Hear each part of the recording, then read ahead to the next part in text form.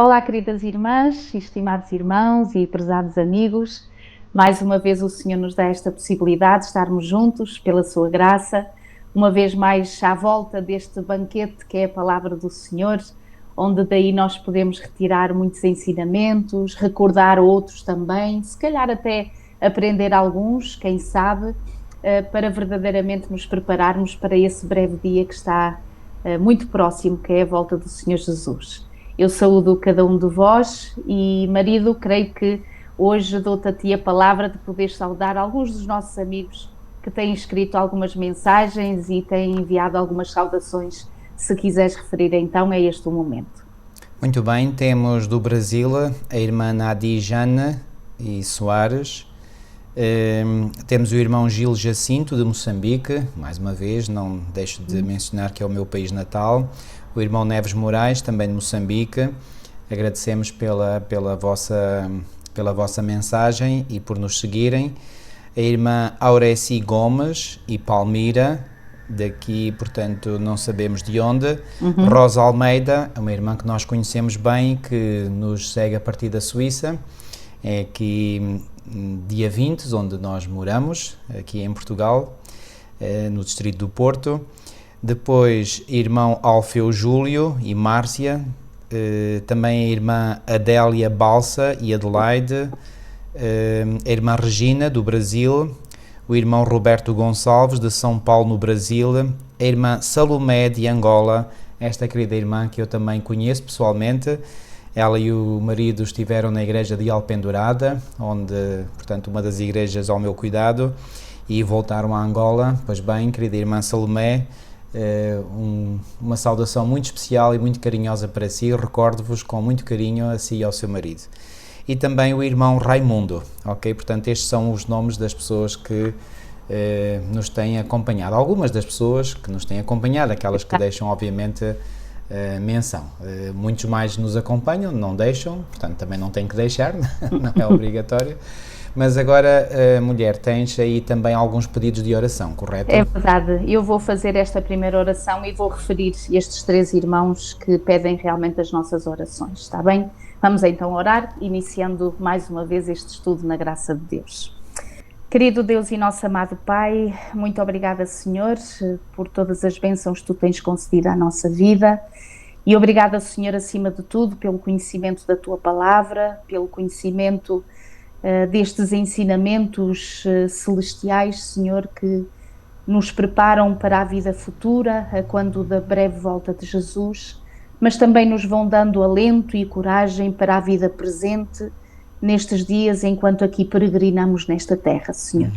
Nós Te agradecemos pela informação, pelos ensinamentos, pelas lições, pelas exortações, pelas admoestações que Tu deixas na Tua palavra, e pedimos-Te, Senhor, que tornes o nosso coração submisso e humilde a receber tudo aquilo que Tu tens para nos dizer, Senhor. Amém. Nós continuamos a pedir que nos ajudes, que de nós cuides, também orando uns pelos outros, que é o caso da querida irmã Luísa Manuel, que pede orações por si, pelos seus filhinhos e pelos seus netos.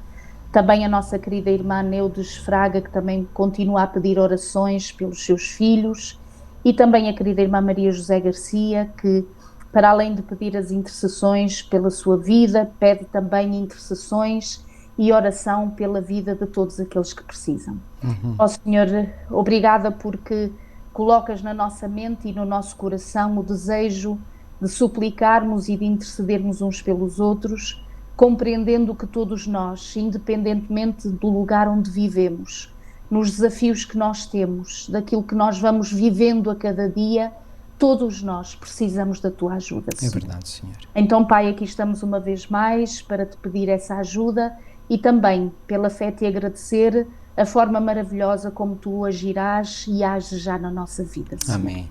Fica connosco neste momento, ajuda-nos e inspira-nos a este estudo. Pedimos isto tudo e agradecemos em nome de Jesus. Amém. Amém.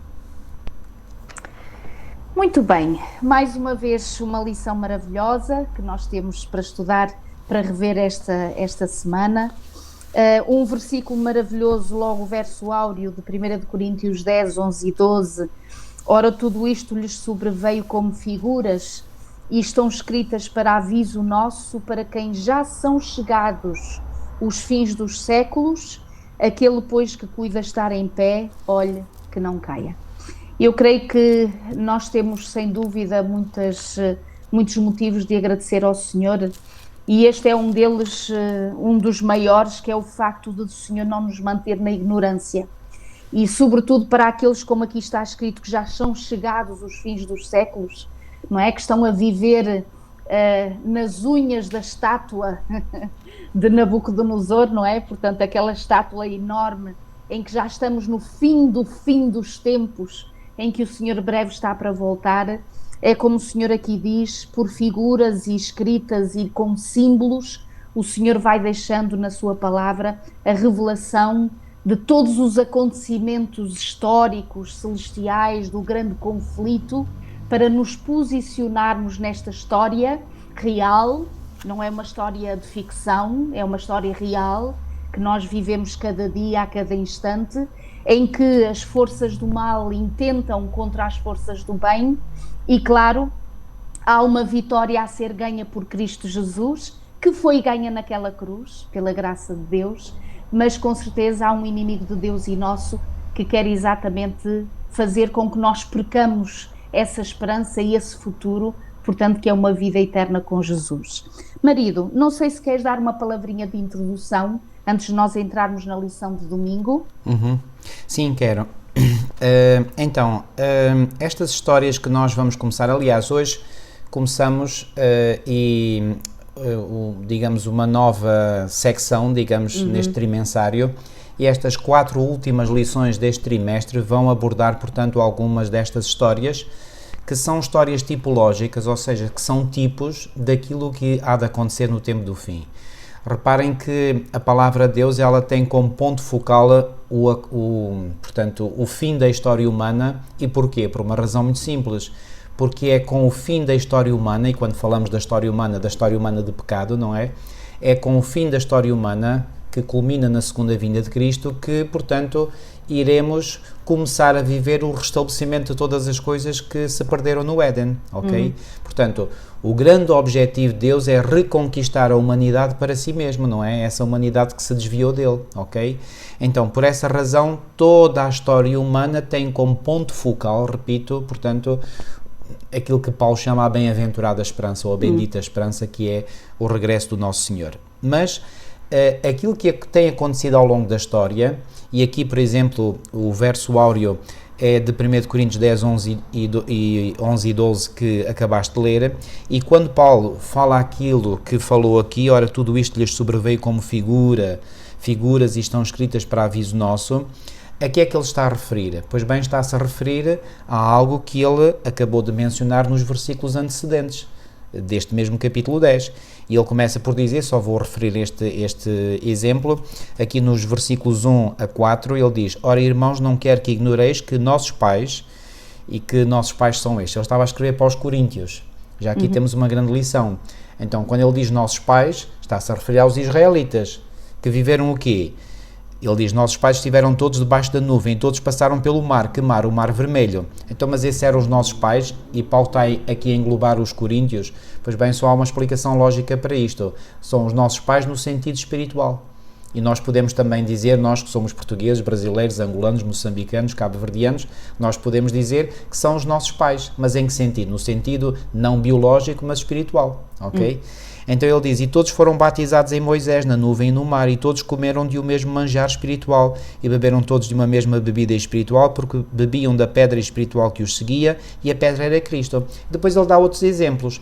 E depois de dar esses outros exemplos, ele então termina no versículo 11, ou resume aquilo que diz, dizendo, tudo isto lhes sobreveio, tudo isto que eu acabei de referir, exemplos dessas histórias do passado, como figuras que estão escritas para aviso nosso. Então quer dizer que nós podemos e devemos pegar nestas histórias e retirar delas ensinamentos particularmente importantes para nós que vivemos hoje nos fins dos séculos.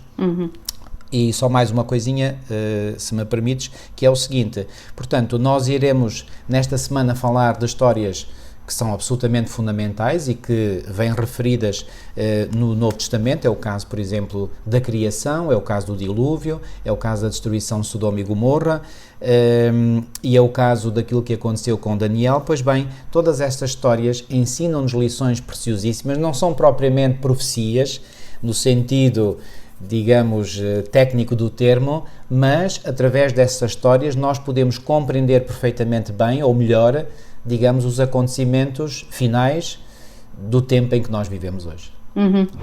Eu achei interessante quando entramos na lição do domingo, que vai falar sobre aquela que foi a história de Noé, e antes disso nós depois falaremos também sobre esta questão de Apocalipse 6, mas fui investigar esta questão da verdade presente ao longo de todas as eras, não é? Das eras bíblicas e agora da era presente deste século que nós vivemos.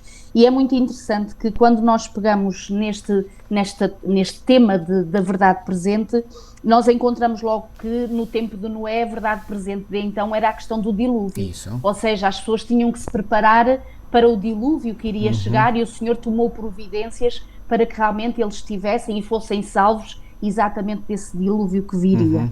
Depois, se nós pegarmos no tempo de Abraão, a verdade presente seria fugir da idolatria. Ou seja, o Senhor queria um povo santificado, consagrado a Ele, que fugisse exatamente de todas aquelas influências pagãs de idolatria. Se pegarmos no tempo de Moisés, nós temos a verdade presente, que foi a libertação de um povo escravo no Egito, e a verdade presente de aceitar a lei de Deus, uma lei com valores, com princípios que eles haviam esquecido, que eles já não mais se recordavam. Então era essa a verdade, sobretudo, de então para aquele tempo. No tempo dos profetas nós podíamos dizer o arrependimento, a justiça social, que realmente o Senhor, através dos seus profetas, ia ensinando o seu povo. No tempo de João Batista, o arrependimento porque era chegado o reino de Deus, não é? Portanto, e João Batista foi alguém que proclamou de forma bem audível e de forma bem firme esta questão do arrependimento. Depois, nos Evangelhos, nós encontramos Jesus como o Messias, portanto essa era a verdade de então, em que reconhecessem em Jesus o verdadeiro Filho de Deus, portanto que era o próprio Messias. Nos Atos dos Apóstolos nós vamos ver que a verdade presente é que Jesus tinha ressuscitado e que ele iria voltar, portanto era essa a verdade de então. E na Reforma Protestante, a justificação pela fé e a autoridade da Bíblia, portanto a sola Scriptura, portanto uma verdade de então bastante sublinhada e bastante ensinada para um povo, para pessoas que já se haviam esquecido exatamente da justiça que recebemos de Deus e não das nossas obras, mas pela justiça do Senhor. E agora no tempo do fim, com certeza que a verdade presente então será as 3 mensagens angélicas, não é? Portanto, este grupo de mensagens importantes de temer a Deus, dar-lhe glória, sair de Babilónia, e eis que o juízo de Deus virá porque o Senhor voltará. Enfim, durante todo o tempo o Senhor tem usado o seu remanescente, tem usado o seu povo para ir preparando exatamente um povo ao longo das eras, mesmo aqueles que já faleceram, mas que serão ressuscitados, para realmente se prepararem para este encontro com o Senhor Jesus. E eu acho que é muito interessante, repara, marido, quando aqui em Apocalipse 6, que nos fazem ler aqui na lição de domingo, a reação das pessoas ao verem os acontecimentos finais, últimos, e eu até pensei o seguinte, e antes de dar a palavra, esta reação, já agora podemos ler ou rever estes versículos, portanto, do capítulo 6 de Apocalipse, versículo 12 a 17, que diz assim: Vi quando o Cordeiro abriu o 6º selo, sobreveio o grande terremoto, o sol tornou-se negro, como saco de crina, a lua toda como sangue, as estrelas do céu caíram pela terra, como a figueira, quando abalada por vento forte, deixa cair os seus figos verdes, e o céu recolheu-se como um pergaminho, quando se enrola. Então todos os montes e ilhas foram movidos do seu lugar. Os reis da terra, os grandes, os comandantes, os ricos, os poderosos, todo o escravo e todo o livre, se esconderam nas cavernas e nos penhascos dos montes, e disseram aos montes e aos rochedos: Caí sobre nós, escondei-nos da face daquele que se assenta no trono e da ira do Cordeiro, porque chegou o grande dia da ira deles e quem é que pode subsistir. Eu creio que isto, quando minimamente nós pensamos no que vai ser a volta do Senhor, se a uns é motivo de regozijo, se uns é motivo de alegria e é o melhor que poderia acontecer na vida, para outros realmente vai ser um grande dia de angústia, nós nem temos palavras para definir o que vai ser realmente a pessoa sentir a condenação eterna, que é exatamente isso, que nós não temos palavras para explicar, mas o que eu me recordava e há pouquinho te ia dizer era que se no início do Gênesis nós a encontramos ali no capítulo 13 e 8, em que o Senhor vai à presença do casal e ao fim da tarde, como era habitual, caminhava com eles, falava com eles e havia essa amizade, no fundo havia esse companheirismo diário, não é? Do ser criado com o seu Criador, e infelizmente depois foi diferente depois da queda. Agora, no fim, em Apocalipse, aqueles que deveriam ter prazer na companhia do Senhor são aqueles que estão a dizer para as rochas cair sobre eles, porque realmente não rejeitaram e resistiram à palavra de Deus e aos seus ensinamentos. Sabes, tu disseste muito bem que o dia da vinda de Jesus será um momento de alegria para muitos, enfim, comparativamente com aqueles que se perderão, serão uma minoria, não é? E aqui faço valer as palavras de Jesus no Sermão da Montanha, quando ele disse que estreita é a porta e apertado o caminho conduz para a vida e são poucos os que entram por ela, e larga é a porta e espaçoso o caminho conduz para a morte e são muitos os que seguem por essa via. Então, portanto, comparativamente, o povo de Deus ao longo dos séculos sempre foi uma minoria. Contudo, haverá, entre aqueles que se salvarão, pela graça e pelo poder do Senhor Jesus, haverá uma grande alegria. E esse texto, o texto que eu encontro mais bonito, que refere isso mesmo, é o texto de Isaías 25:9, quando diz: e naquele dia se dirá, eis que este é o nosso Deus a quem aguardávamos, e Ele nos salvará. Este é o Senhor a quem aguardávamos, na sua salvação gozaremos e nos alegraremos. Então há uma alegria, há um júbilo, há uma satisfação enorme. Por outro lado, em tremendo contraste com esta situação do povo de Deus, haverá a situação dos ímpios, daqueles que não quiseram aceitar a graça de Deus, que se sentirão completamente perdidos. E há aqui um pormenor, Milu, que me chamou muita atenção no estudo desta lição, que é, enfim, já tinha talvez esta noção, digamos aqui, na minha mente, mas nunca a tinha expresso desta maneira como o autor exprimiu. Quando nós lemos este texto que tu leste, de Apocalipse 6, 12 a 17, estamos claramente a falar de pessoas que estarão vivas quando Cristo regressar, mas que, portanto, não se prepararam para essa vinda, ou seja, não aceitaram Jesus como seu Salvador. Portanto, não estamos a falar dos ímpios de todas as épocas, estamos a falar apenas dos ímpios que estarão vivos quando Cristo vier. Ora, esses, ao proclamarem, como eles proclamam, porque é vindo o grande dia da sua ira, quem poderá subsistir, não é? Isto denota claramente, como diz o autor, e esta é que é a nota que eu achei interessante, que esta geração de ímpios que estará viva quando Cristo vier tem plena noção daquilo que está a acontecer. Ou seja, isto não é novidade para eles. E porquê que não é novidade para eles? Isto é a prova de que aquelas palavras de Jesus que foram proferidas por ele no sermão profético no Monte das Oliveiras e que estão registadas em Mateus 24:14, de que este Evangelho do Reino será pregado para servir de testemunha a todas as nações e então virá ao fim, estas palavras se cumprirão na íntegra, na sua plenitude. E, portanto, os ímpios que viverão no tempo, que estarão vivos quando Cristo vier, terão ouvido a pregação acerca da segunda vinda de Cristo, terão sabido quem é Jesus, que é o Salvador do mundo, que é o Messias, terão ouvido, portanto, a pregação das 3 mensagens angélicas que referiste ser a verdade presente para este tempo e é. Portanto, eles terão tido conhecimento. E aqui traço já um paralelo muito importante entre o tempo que precedeu a destruição do mundo na antiguidade pelo dilúvio e o tempo que precederá a sua segunda vinda, não é?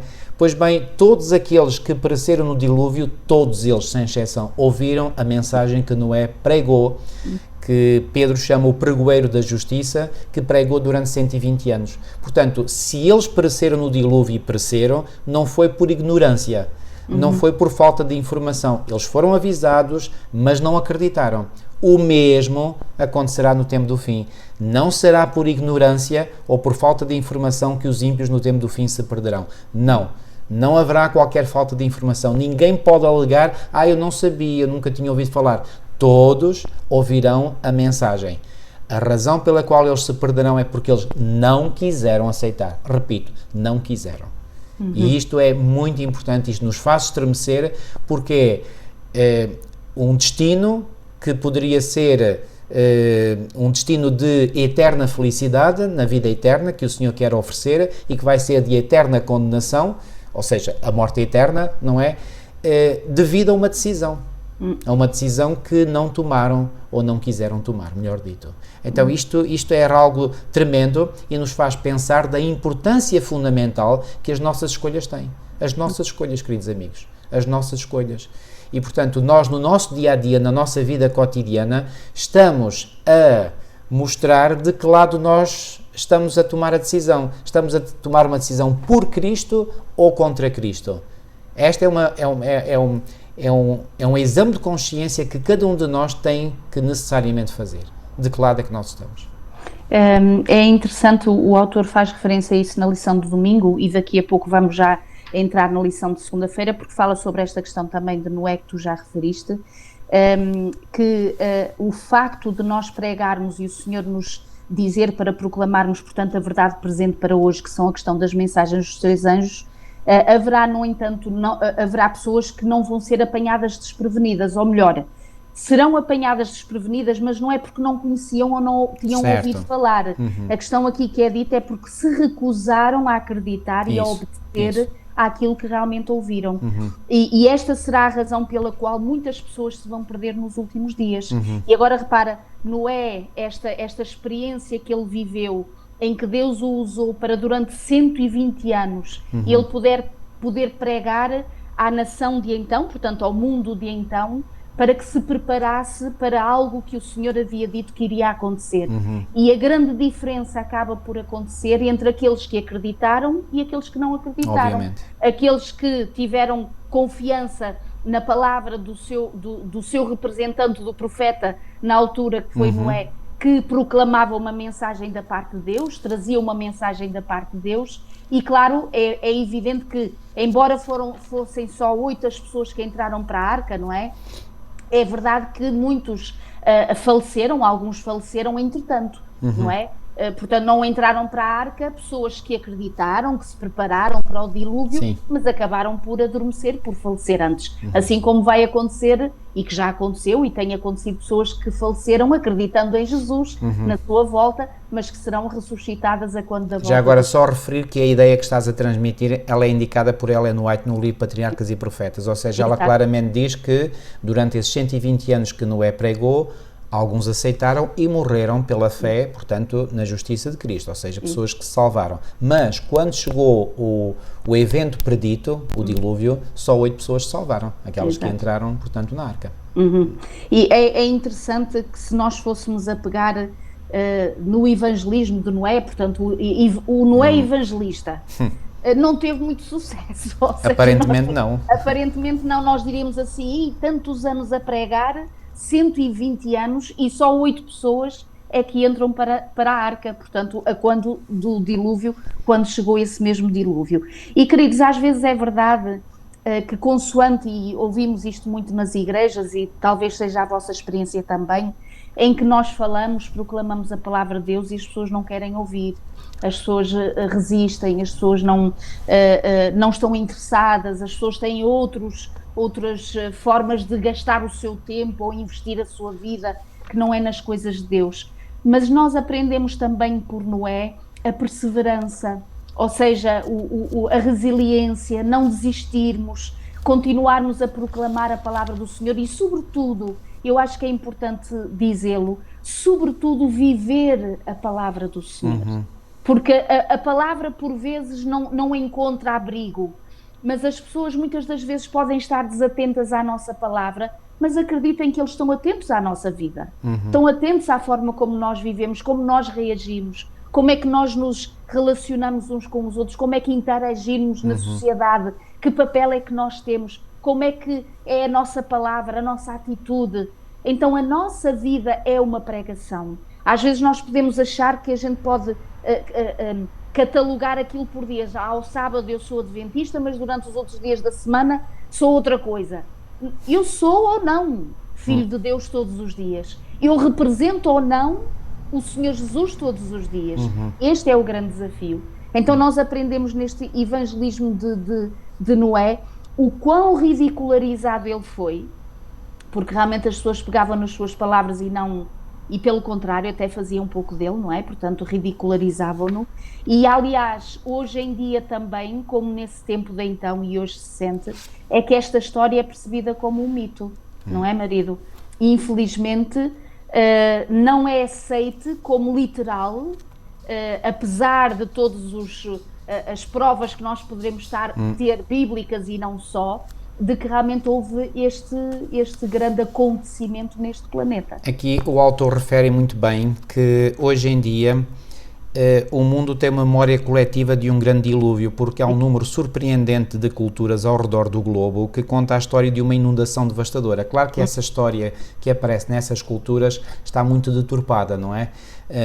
Não é, digamos, uma história com as mesmas características do relato bíblico do dilúvio. No entanto, há elementos em comum, ou seja, há um elemento fundamental de que houve uma grande inundação.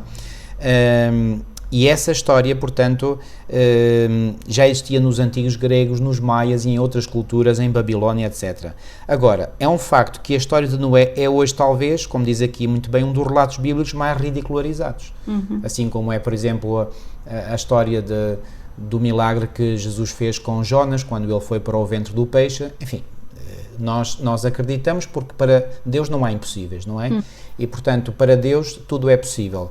Agora, para quem não tem fé, obviamente que estes relatos são absolutamente ridículos, são lendas, são mitos e, portanto, alguns, quer dizer, nem dão valor nenhum a isso. Agora, quando nós vemos a extrema coerência interna da palavra de Deus, que diz uma coisa aqui, depois diz a mesma ali e acolá, e, portanto, vemos tudo isso que faz um todo coerente, não há forma como dar a volta ao texto, como se costuma dizer, e, portanto, não há forma como desacreditar.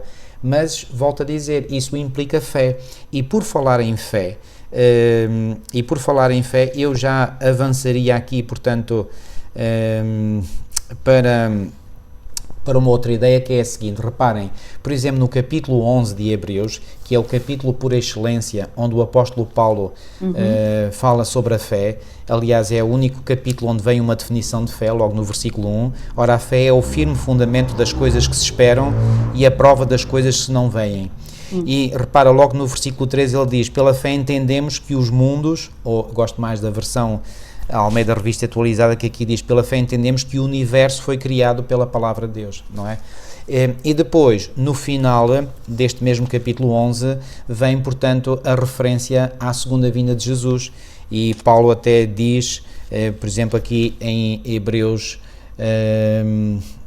11, e a partir do, aliás, no capítulo 11, e mesmo no final, portanto, provendo Deus alguma coisa melhor a nosso respeito, para que eles sem nós não fossem aperfeiçoados. Então, reparem, todo este capítulo fala desde a fé na criação até à fé na sua segunda vinda, ou seja, abarca toda a história. Então, a fé é realmente nós acreditarmos que Deus é o Criador e que Ele irá cumprir plenamente e totalmente as suas promessas nesse evento bendito, nessa bendita esperança que é a sua segunda vinda. Estão a ver? Portanto, voltando aqui à ideia de Noé, uma ideia que eu quero aqui também realçar, que é a seguinte: qual é o nosso critério para sucesso evangelístico?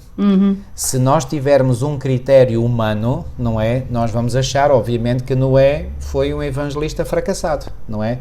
Mas se nós avaliarmos para aquilo que Noé fez à luz do critério divino, não é? Então aí nós temos uma outra perspectiva.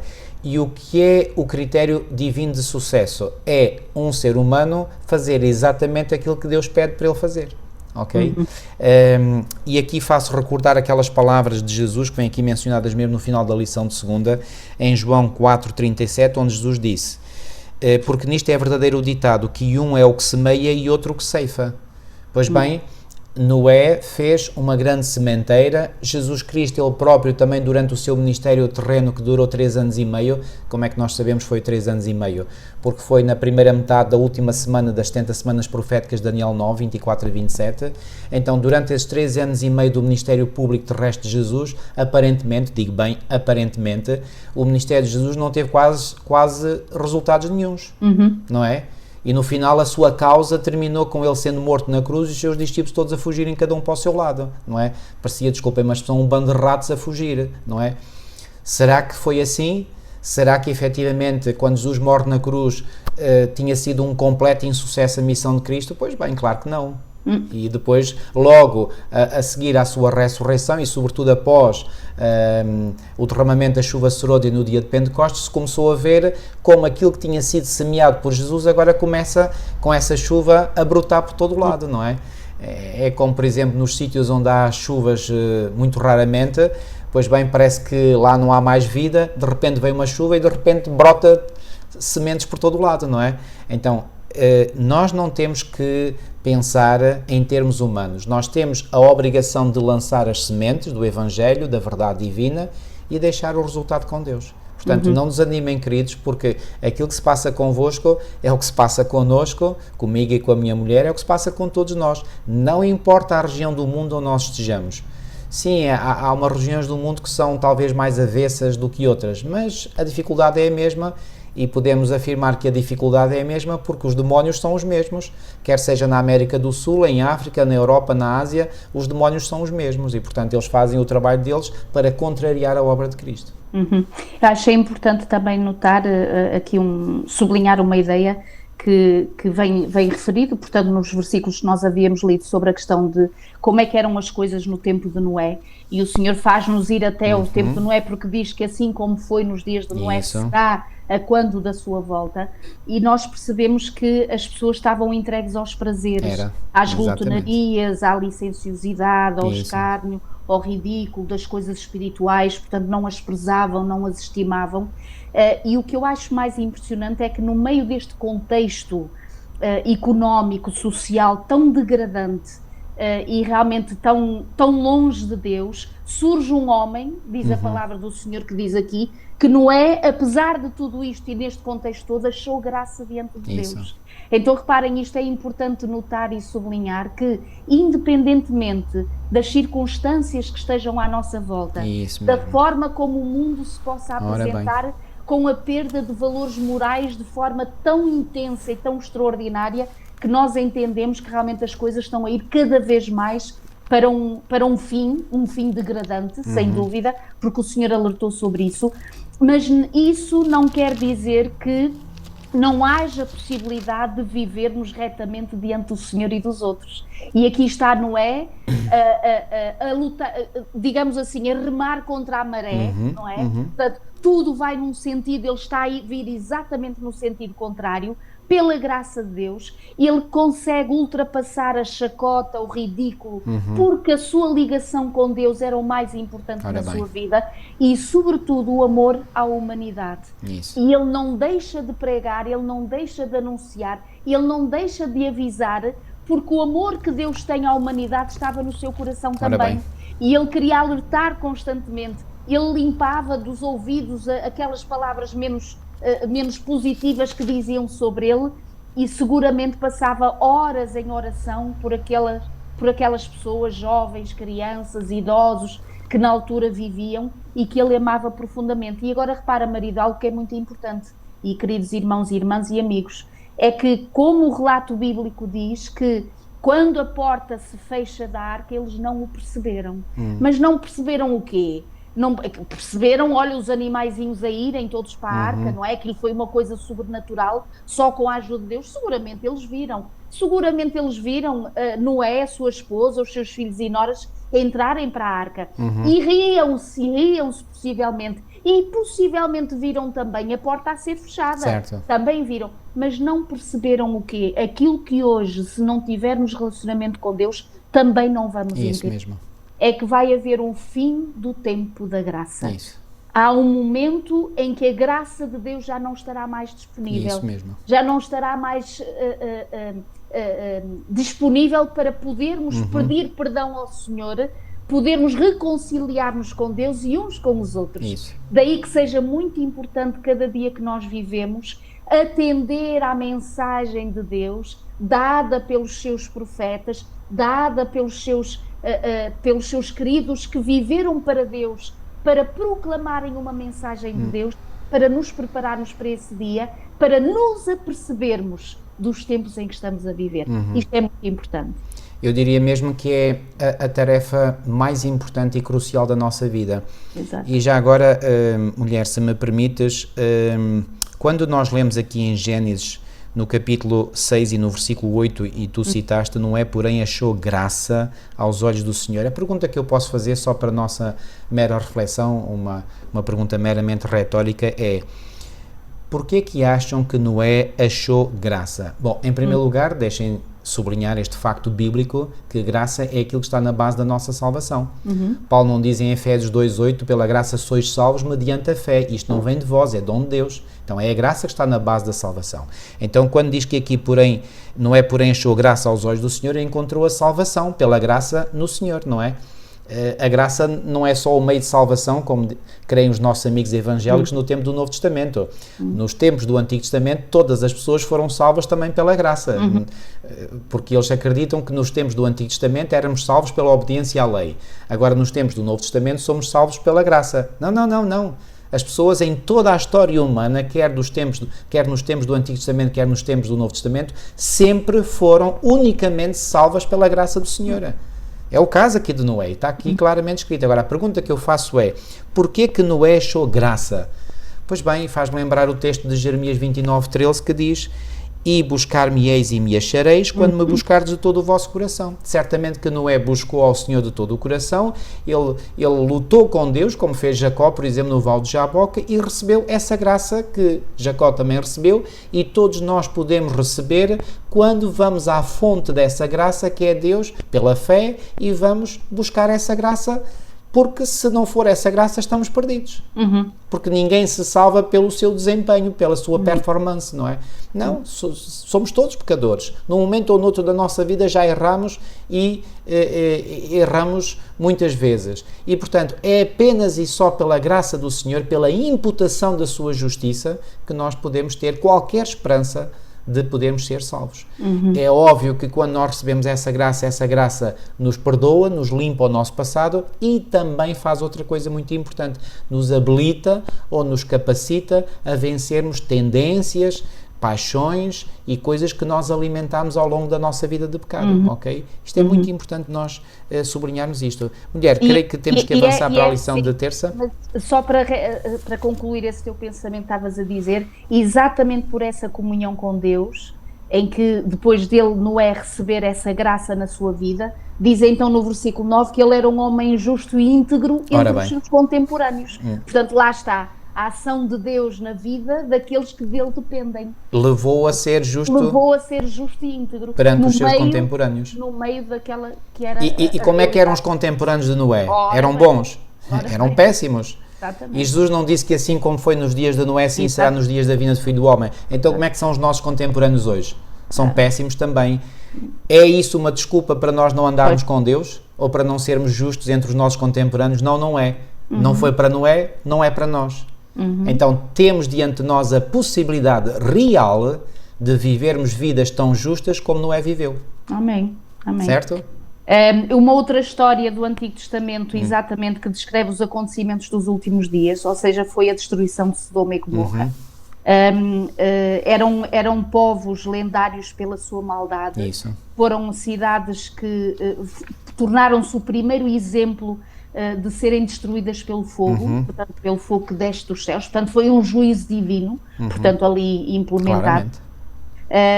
E quando nós estudamos isso, tanto em 2 de Pedro, Judas e Ezequiel, o que nos mostra é quais seriam as condições morais de então, que nós poderemos também hoje perceber isso à nossa volta e na nossa sociedade, que não for a graça de Deus, permite-me dizer isto, marido, já tinha descido fogo do céu há muito tempo. Que não fosse a misericórdia e a bondade do Senhor para com esta nação, para com este povo, para com este mundo. Okay? Bom, Queres desenvolver? Sim. Aqui nós temos mais uma certeza que nos foi dada pelo próprio Senhor Jesus Cristo, quando Ele disse que, reparem, eu já citei o texto de Mateus 24, 37 a 39, quando Jesus disse, assim como foi nos dias de Noé, assim será nos dias da vinda do Filho do Homem. Mas, para além destas palavras, Jesus também fez um paralelismo entre os tempos que precederam a destruição de Sodoma e Gomorra e de outras cidades circunvizinhas e a vinda do Filho do Homem. Onde é que isso está? Em Lucas 17. E lá em Lucas 17... e eu vou ler essas palavras. Aliás, aqui em Lucas 17, Lucas também se refere ao paralelismo que Jesus fez dos tempos de Noé com os tempos do fim. Alguns poderão dizer, então, mas porquê é que só Lucas é que indica o paralelismo com os dias de Ló? Bom, claramente Jesus fez essa comparação, mas Mateus só se lembrou de colocar, portanto, um paralelismo, não pôs o outro, e Lucas foi fazer uma investigação apurada de tudo aquilo que Jesus tinha dito e colocou também esse paralelismo. Portanto, em Lucas 17, 26 a 30, lemos o seguinte: E como aconteceu nos dias de Noé, assim será também nos dias do Filho do Homem. Comiam, bebiam, casavam e davam-se em casamento, até ao dia em que Noé entrou na arca e veio o dilúvio e os consumiu a todos. Já agora só aqui um pequenino parênteses para dizer, já há uns anos atrás tu é que me chamaste a atenção para algo que eu nunca tinha visto e que tu também descobriste nessa altura ao estudar a palavra de Deus, que este davam-se em casamento é certamente, portanto, pessoas que se uniam, mas que não estavam casadas, ou seja, era como se estivessem casadas, mas não estavam, davam-se em casamento. E eu pergunto, é um comportamento habitual dos nossos contemporâneos hoje, sim ou não? Claro que é. Nós vemos cada vez mais, portanto, que a instituição sagrada do casamento, e digo sagrada porque foi fundada pelo próprio Deus Criador, é cada vez mais posta em xeque, é cada vez mais, enfim, desprezada, também ridicularizada. Então as pessoas vivem como se estivessem casadas, mas não são casadas. E qual é a diferença? Bom, a diferença é muito grande, queridos. A diferença é que o casamento envolve um compromisso. E muitas pessoas hoje não estão dispostas a fazerem ou a assumirem esse compromisso. Porque quando nós assumimos um compromisso, isso envolve ou implica responsabilidade. E muitos não querem assumir essa responsabilidade. Querem os benefícios do casamento, mas não querem assumir a sua responsabilidade. Ou melhor, a responsabilidade associada ao casamento. Então, era esta a condição que prevalecia nos tempos de Noé. E hoje podemos perguntar, é exatamente igual. Depois temos aqui outra comparação, versículos 28 a 30 de Lucas 17. Como também da mesma maneira aconteceu nos dias de Ló, comiam, bebiam, compravam, vendiam, plantavam e edificavam. Mas no dia em que Ló saiu de Sodoma, choveu do céu fogo e enxofre e os consumiu a todos. Assim será no dia em que o Filho do Homem se há de manifestar. E eu chamo aqui a atenção, mulher, para um outro aspecto. É que aqui, quando Jesus fez esta comparação entre os tempos de Ló, acrescenta, para além do comer, beber e também do casar e dar em casamento, aliás aqui até nem vêm esses termos, diz compravam, vendiam, plantavam e edificavam. O que é que isto denota? Que a atividade económica estava em alta nos tempos de Sodoma. Reparem, se a economia estivesse de rastos, certamente que eles não compravam, não vendiam, não plantavam, não edificavam. Não, a economia estava no topo. Então, reparem, isto, quando eu compreendi isto a fundo, e aliás há aqui um texto que vem mencionado aqui na lição de terça-feira, que é o texto de Ezequiel 16, e eu vou ler também este texto. Quando eu li isto e li aquilo que Ellen White diz no livro Patriarcas e Profetas sobre a destruição de Sodoma, eu compreendi um ponto no qual eu estava equivocado. E aqui em Ezequiel 16, e vou ler só o versículo 49, diz assim: Eis que esta foi a maldade de Sodoma, tua irmã, soberba, fartura de pão e abundância de ociosidade teve ela e suas filhas, mas nunca esforçou a mão do pobre e do necessitado. Esta era a condição de Sodoma antes, ou precisamente antes de ser destruída. Ellen White refere que os armazéns, as lojas, digamos, os supermercados, os hipermercados, entre aspas, que havia em Sodoma, estavam cheios de tudo. Cheios de tudo. Vinham imensas mercadorias do Oriente. Curiosamente, hoje também vem muita coisa do Oriente. Ok? Então, se se comprava, se se vendia, se se plantava, se se edificava, é porque a economia estava em funcionamento. E isso desfez uma ideia equivocada que eu tinha na minha mente de que quando estivéssemos a chegar ao tempo do fim, pois bem, a economia mundial estaria de rastos. Pois bem, não é verdade. A economia mundial estará no seu auge. precisamente antes de terminar o tempo da graça. Digo bem, antes de terminar o tempo da graça.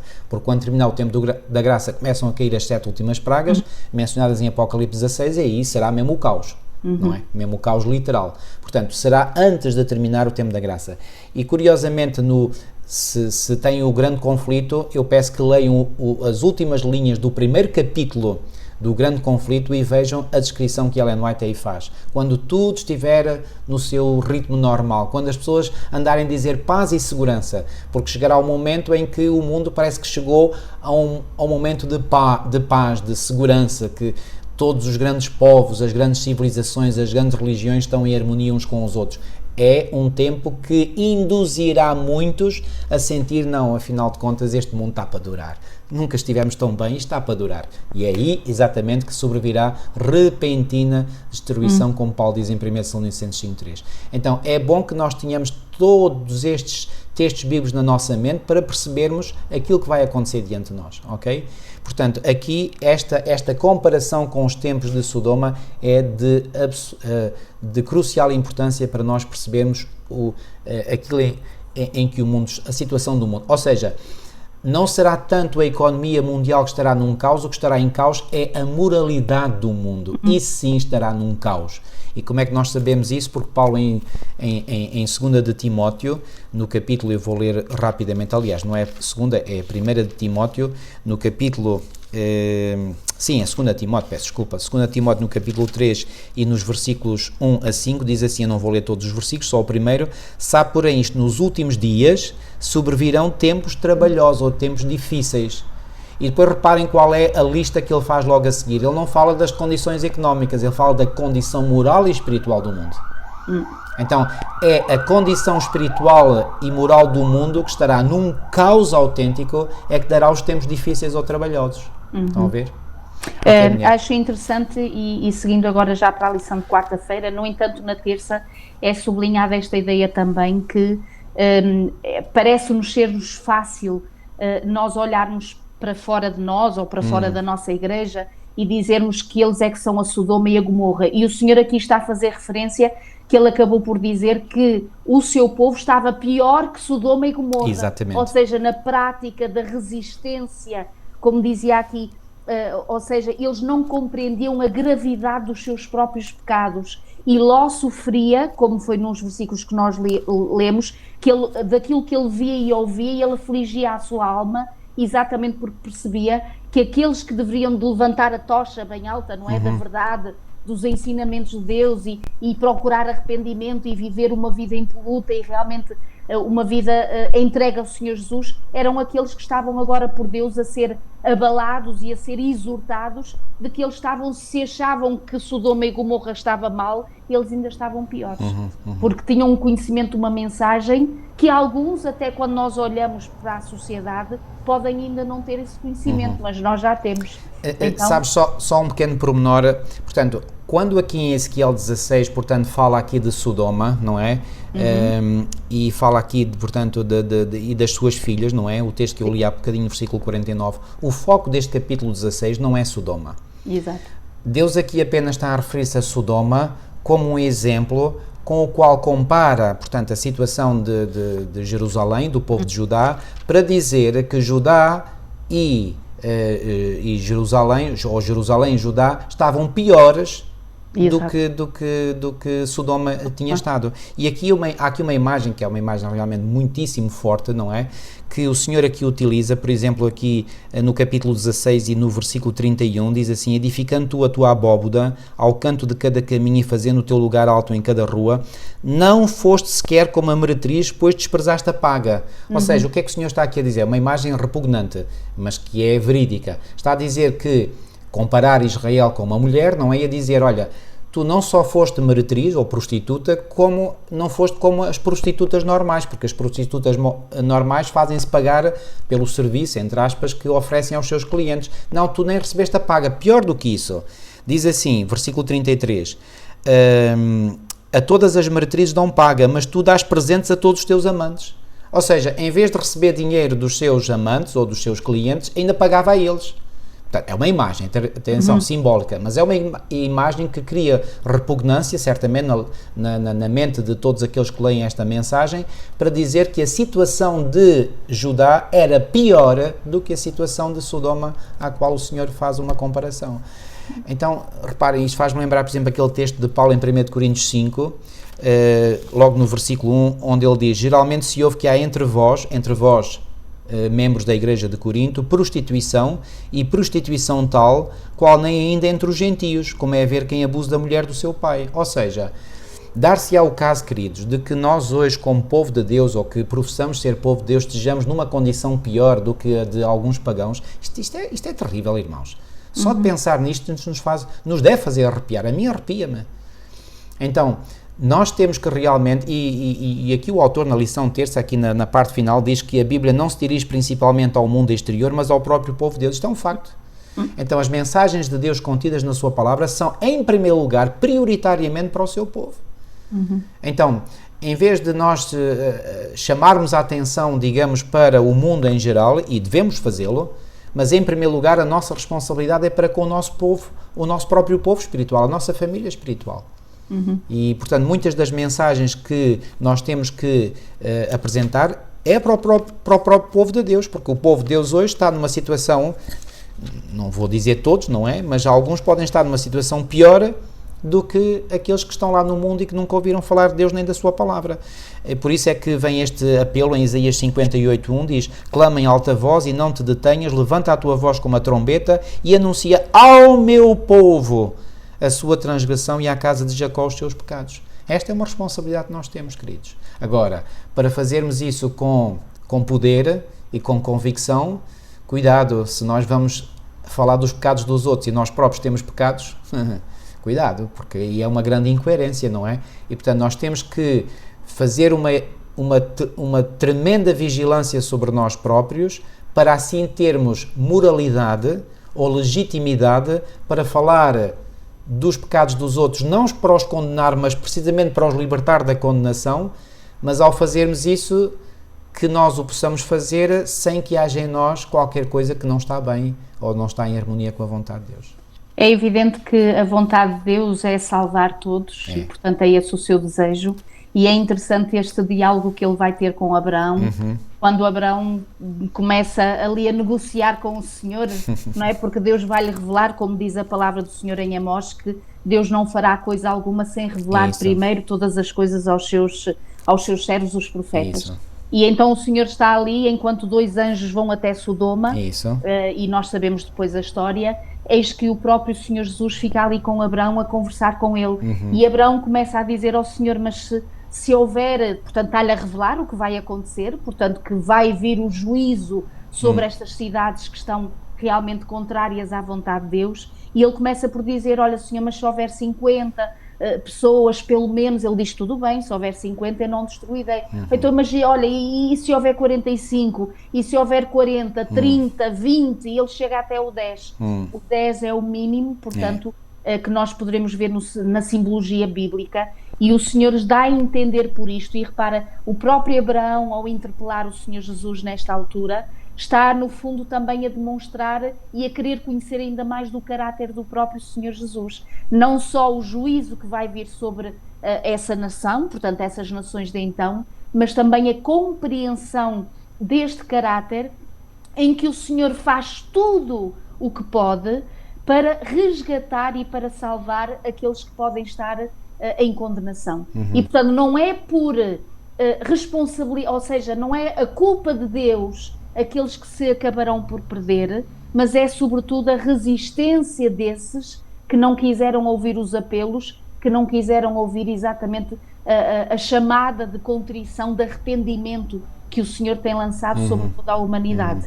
E, portanto, Abraão está a examinar, neste caso de Sodoma, também o caráter de Deus, como diz aqui o autor, e permite-nos investigarmos as evidências antes de finalmente trazer o fogo sobre a terra. E é interessante que esta ideia, até nós comentamos em off, que eu nunca tinha visto esta questão e foi muito interessante, que assim como após o milénio vai sair, portanto vai ser o juízo, não é? Aí para todo o sempre da condenação do ímpio e do autor do mal também e dos seus anjos, em que durante 1000 anos nós estivemos ali a compreender porque é que há necessidade de vir exatamente todo esse juízo final, assim como Jesus esteve com Abraão a fazer-lhe entender o porquê da necessidade, e então veio o fogo e o enxofre, assim como vai vir no fim do milénio, portanto, para erradicar toda a maldade. Permite-me, tu falaste muito bem, permite-me talvez expressar as mesmas ideias de uma outra forma. Reparem que quando aqui em Gênesis, no capítulo 18, no versículo 21, diz assim, aliás, eu vou ler o 20, disse mais o Senhor, porquanto o clamor de Sodoma e Gomorra se tem multiplicado, e porquanto o seu pecado se tem agravado muito, descerei agora e verei se, com efeito, tem praticado segundo este clamor que é vindo até mim. Eu já aqui expliquei, mas volto a repetir. De onde é que acham que, onde é que acham que estava a fonte desse clamor que chegava até ao céu, até Deus? Certamente de Ló, que era um homem justo e que se apoquentava por aquilo que ele via ao seu redor. E então, Deus aqui diz assim, ok, é chegado até mim um clamor, ok? E eu agora vou descer para ver se com efeito esse clamor é verdade ou não, porque ele diz assim, com efeito tem praticado segundo este clamor que é vindo até mim, e se não, sabê-lo-ei. Então, reparem, chega um clamor, não é, de que as coisas não estão a correr bem até ao trono da graça. E Deus diz que desce para confirmar se esse clamor que tinha chegado até ele é verdadeiro ou não. O que é que Deus faz ao descer? E ele desceu na pessoa de Jesus Cristo, que falou ou dialogou com Abraão, e de 2 anjos que ele enviou, digamos, pessoalmente a Sodoma. E os anjos puderam constatar in loco, ou seja, no próprio local, da maldade que aí havia. Porque eles próprios estavam para ser vítimas de abuso, vítimas de violência. Correto? Lembram-se disso? Ok? Então, repare, o que é que o Senhor faz ao descer? Ele vem investigar para ver se realmente as coisas são assim. E depois de investigar e de confirmar que o clamor que tinha chegado até ele era verdadeiro, após um tempo, diz agora no capítulo 19 e versículo 24, então o Senhor fez chover enxofre e fogo do Senhor desde os céus sobre Sodoma e Gomorra. Reparem nesta sequência, queridos, prestem muita atenção. Deus primeiro investiga e só depois de investigar é que executa a sentença. Ora, Jesus não disse que assim como foi nos dias de Ló, assim será nos dias da vinda do Filho do Homem. O que é que irá acontecer? Pois bem, quando o Senhor vier, já haverá uma certa sentença. Antes que essa sentença seja executada sobre os ímpios, Deus vai investigar antes. Ou seja, essa investigação tem que ocorrer antes da vinda de Cristo. Cá está a noção de juízo e investigamento, ou julgamento pré-advento, que fala aqui na lição de quinta-feira, e que é das verdades bíblicas fundamentais na teologia da Igreja Adventista do Sétimo Dia. E deixem-me aqui fazer um breve parênteses para dizer o seguinte: há muitos, tem havido e continua a haver, mesmo no nosso meio, que ou duvidam ou não têm a plena certeza da validade desta doutrina. Alguns até têm algum receio de falar, uma vez que somos a única igreja cristã, repito, a única igreja cristã que ensina esta verdade bíblica. Então alguns sentem-se receosos porque não há ninguém para nos defender na proclamação desta verdade. Queridos, não precisamos de ninguém para nos defender, basta termos um assim diz o Senhor, ponto final. E aquilo que está claramente não está escrito num assim diz o Senhor, é que haverá, portanto, esse juízo antes de Deus executar a sentença. Mas, no diálogo que Deus ele próprio trava com Abraão, Deus permite-se, por assim dizer, ser julgado por Abraão. E antes que Deus execute a sentença final sobre todos os ímpios que habitaram durante todos os séculos, isso acontecerá após o milénio, Deus permitirá durante o milénio ser julgado pelo seu povo redimido pela forma como ele julgou os ímpios. Estão a perceber a ideia?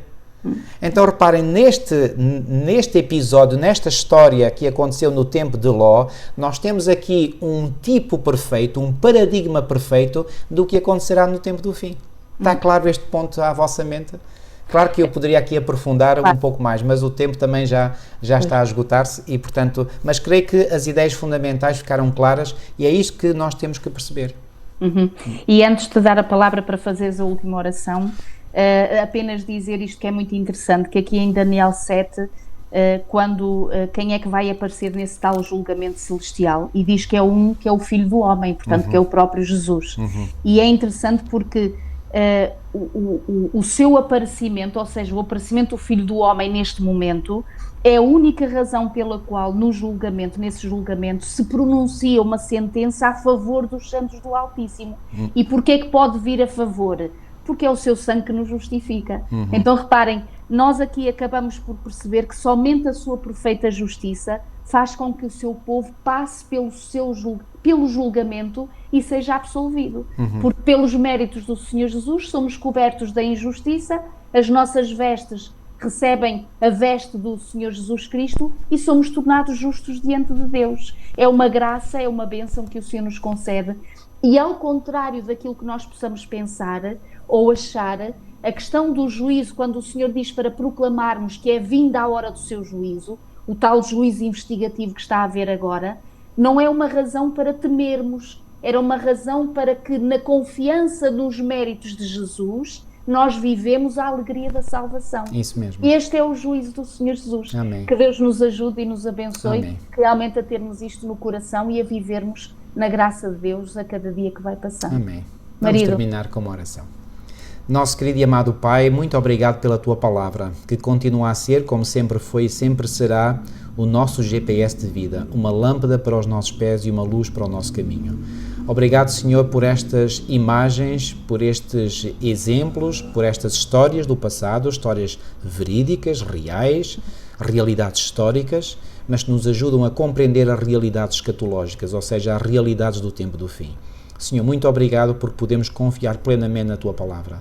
Amém. Obrigado, Senhor, porque nos dás esta graça de termos fé na Tua Palavra, de confiarmos nela, de confiarmos em coisas que nós não podemos ver com os olhos literais, mas podemos compreender com o entendimento que nos é dado pela fé. Ó Senhor, muito obrigado por tudo, Senhor. Que cada um de nós, eu e minha esposa e os nossos queridos filhos, e assim como todos os nossos familiares diretos e mais afastados, e aqueles que nos ouvem também, Senhor, e todo o Teu povo, Senhor, nós possamos ter a maravilhosa graça de um dia nós podermos ver estas coisas diante dos nossos olhos. Não na perspectiva de quem não está preparado, mas na perspectiva de quem está preparado e dará com muita alegria e júbilo as boas-vindas à Tua vinda, Senhor. Amém. Fica, pois, connosco, livra-nos todo o mal, é o que nós te pedimos e pela fé te agradecemos, em nome de Jesus. Amém. Amém. Muito obrigada pela vossa presença. Na graça de Deus nos encontraremos na próxima semana. Até lá. Até lá. Até para a semana, se Deus quiser.